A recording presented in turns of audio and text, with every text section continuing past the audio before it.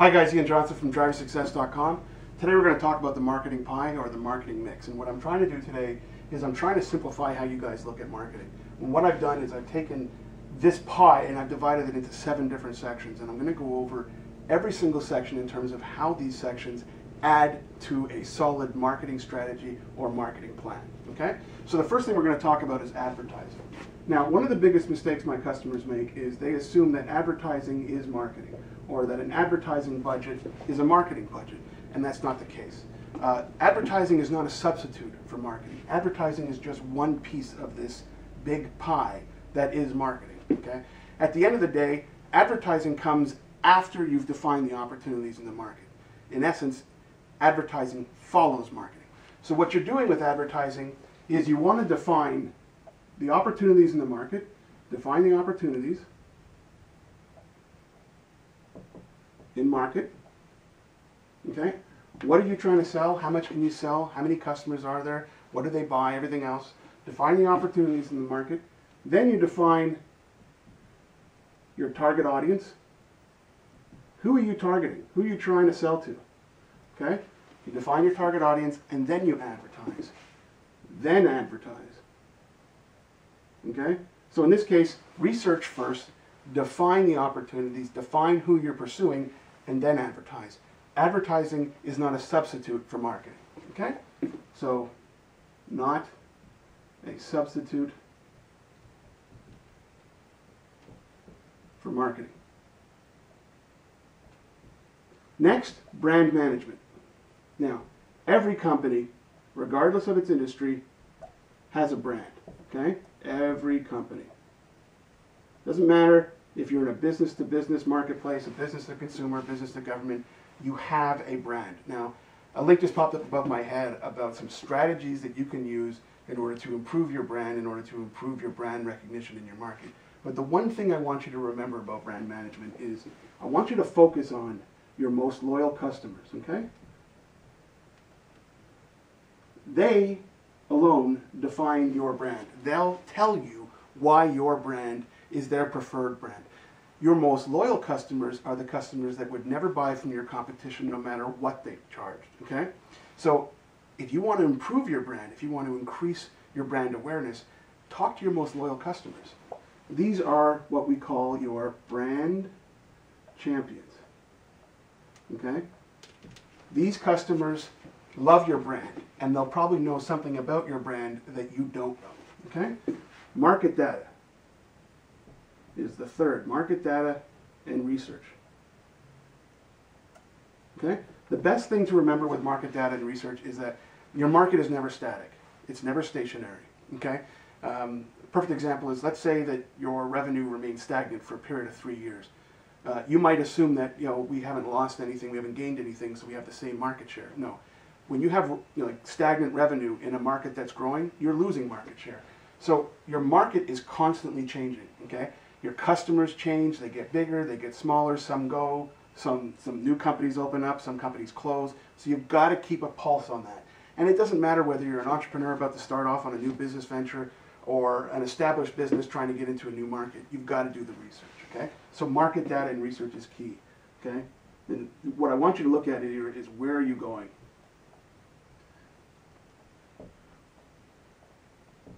And what's happening in your market, okay? The fourth thing we're going to talk about is pricing strategies. You've really got to define a strategy that captures your market in terms of justifying your price for the product. Let's say you have a product that has a fantastic longevity. It's a great product, it's got great quality, and you're trying to justify a higher price. Well, how would you go about doing that? Well, a lot of times what you're going to do is you're going to rely upon cost per use strategies. By explaining to your customer, yes, it is a more expensive product than our competitors, but ours lasts 20 or 30% longer. So pricing strategies, what you want to focus on are cost per use. And if you're operating in a market where it's, high volume, low margin, well, then use your economies of scale to your advantage. But define that pricing strategy that makes sense, because that plays a big role in how you win business, okay? Channel to market strategies. This simply relates to how are you going to sell in your market, okay? Now I'm going to draw a little arrow up here. Are you going to go to end users, directly to the customer, okay? A link just popped up above my head about Dell's push-pull.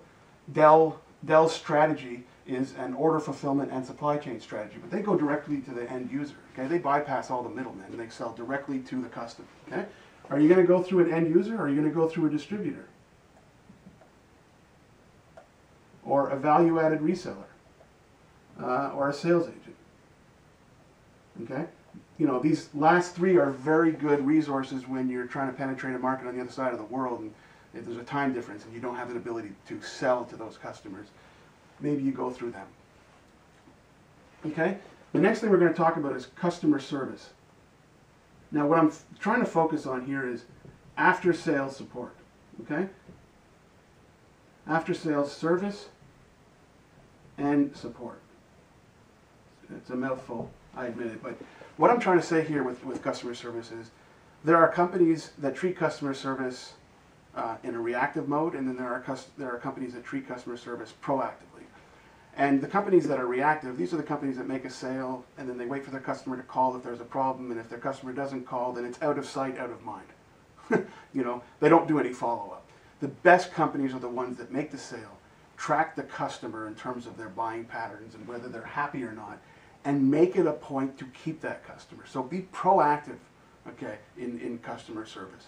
You've got to provide after-sales service and support for your customers.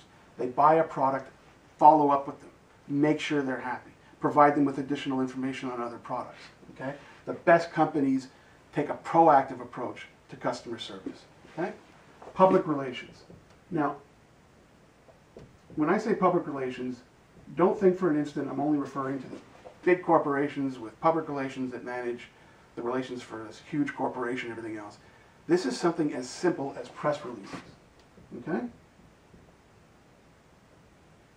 Or white papers, okay? These are basically, public relations is a tool to showcase your company's core competencies. Companies that use press releases and white papers, you know, basically make sure that they're doing that when they do a product launch, okay? And they use a soft sell approach where they're basically showcasing the company's core competencies and they're using their public relations and their press releases to announce new deals and new markets that they've entered and everything else, okay? So when a company, you know, when the best companies go out and introduce a new product, they have defined the opportunities first, they have defined who they're going after, then they advertise. And then once they sell that product, they try to identify their brand loyalists or their brand champions. They use constant data to research the market and make sure that they're one step ahead of their competitors. They do their research on their pricing strategies, okay, which comes hand in hand with defining the opportunities in the market. Can we sell there? Is our price good enough to make some sales? And then they decide upon a channel to market strategy that maximizes, that maximizes sales and reduces costs.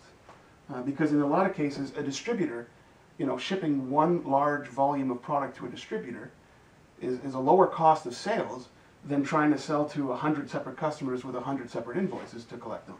Okay? Finally, public relations and press releases. The moment that new product hits the market, the company is out the forefront advertising and releasing these public relations and trying to get the word out there. So that's it, the marketing pie or the marketing mix. Ian Johnson, driversuccess.com. Bye-bye.